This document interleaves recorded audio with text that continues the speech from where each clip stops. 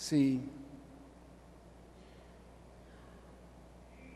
the enemy is very, very angry now with us. The Bible says, I'm going to vex you with a foolish people. And he is vexed with us now because he's losing his children to us. They went to a white classroom and showed them a picture of Senator Kerry and some other white folk that were running for president. The children in the school didn't even know who they were. They showed them a picture of Russell Simmons, and the whites said, oh yeah, that's Russell Simmons, the hip-hop mogul. When I recently talked to the brothers and sisters in hip-hop in Atlanta, I made a mistake. I said 60% of those buying hip-hop records are white.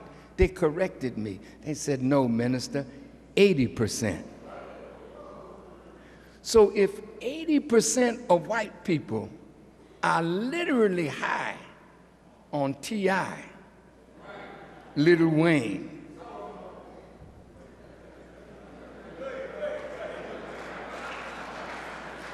what the boy named Weezy or something? Jeezy. They high on Kanye.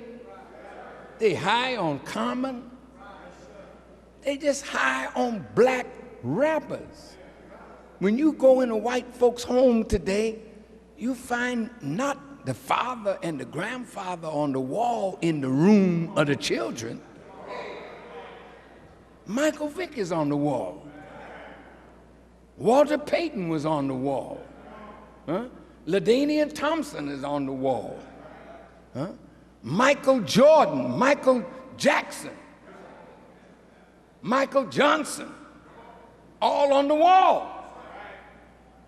Fatheads, they call them. Big picture of the brothers on the wall of little white children. Now they got their pants hanging off their backside. I was at the dentist's office yesterday and saw a mature white man. He must have been in his 30s. His drawers, his pants was down, his drawers were showing, and he was just stepping. He had our kind of walk. You know that walk. Y'all got these white folk going crazy. We were down in the Caribbean, and the little white girl down there asking for dreadlocks. It's true. White folk are saying, how we gonna rule these people in the future when they got our children following them in madness? Now you think you're the only one that got rhythm. White folks are rhythming it up today. You think you can rap. Now white folks showing you, I can rap. You think you can dance. That white girl get out there, she can dance. You think you bootylicious, she been working on that for years now, and she got just as much steak in her rump that you got.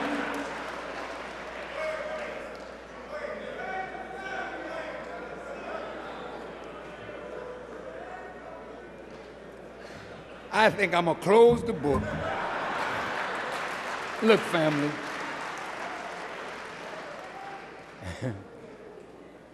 There is such a thing as justifiable homicide.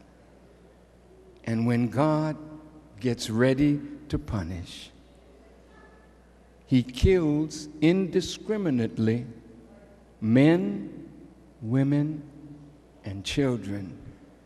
And nobody accuses God of being unjust.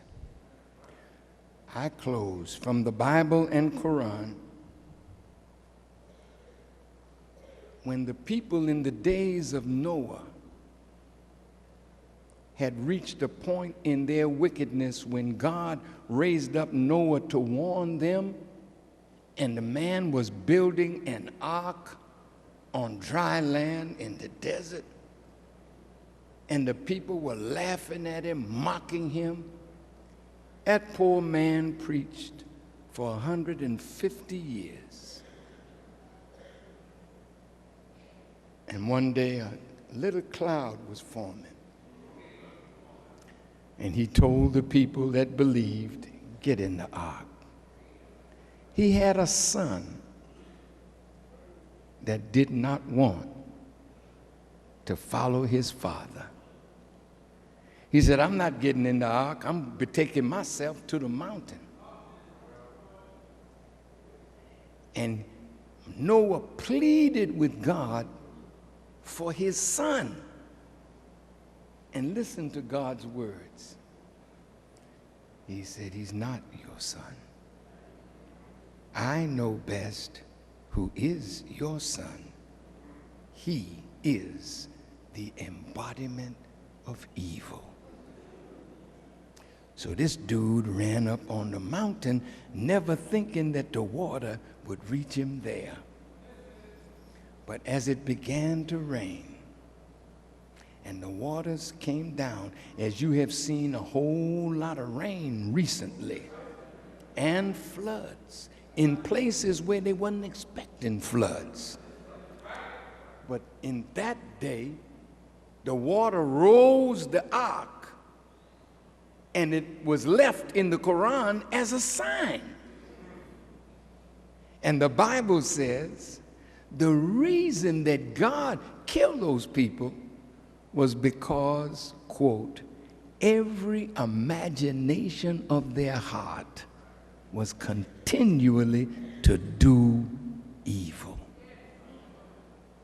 So he drowned them, men, women, and children. And the Bible don't stop there. It says, as it was in the days of Noah, so shall it be. Meaning you're going to have a future event like that at the coming of the Son of Man. See, the weapon he's going to use is justice. Remember that. Remember that. Lot was in Sodom and Gomorrah. It never talked about women going with women. I never read that in the Quran. It said men were coming to men with lust in their heart as they should with a female.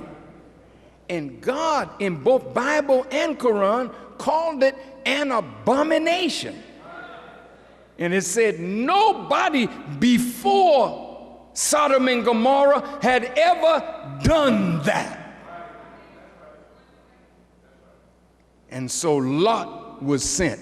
And the strange thing about this man Lot and Abraham, it says some angels came to visit Abraham.